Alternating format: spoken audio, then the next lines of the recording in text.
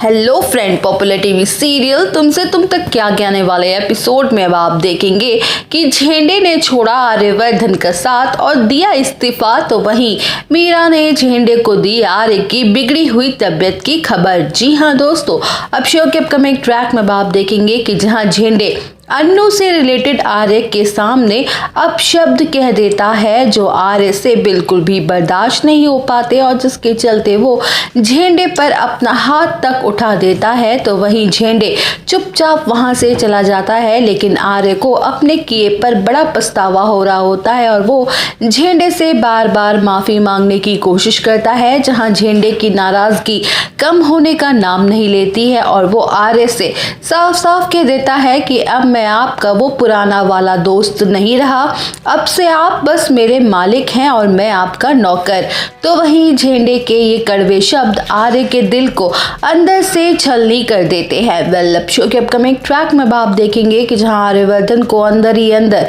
ये गिल्ट खाया जा रहा होगा कि चाहे कुछ भी हो उसे झेंडे पर हाथ नहीं उठाना चाहिए था। झेंडे ना सिर्फ उसका अच्छा दोस्त है बल्कि उसका भाई जैसा है, जिसने उसका हर अच्छे बुरे वक्त में साथ दिया है, उसके साथ खड़ा रहा है। तो वही झेंडे आर्य से दूरी बनाना शुरू कर देता है और उसका ये बिहेवियर आर्य से बर्दाश्त नहीं हो पाता, जहां आर्य ना कुछ ठीक से खाता है और ना ही कुछ पीता है और ना ही वो समय पे अपनी दवाइयां लेता है। तो वही लगातार टेंशन और स्ट्रेस की वजह से आर्यवर्धन की तबीयत तेजी से बिगड़ने लगती है और वो अचानक से बेहोश होकर नीचे गिर जाता है, जहां मीरा आर्य को इस हालत में देखकर शॉक रह जाती है और वो तुरंत ही झेंडे को कॉल करके बुला लेती है। वेल, शो के अपकमिंग ट्रैक में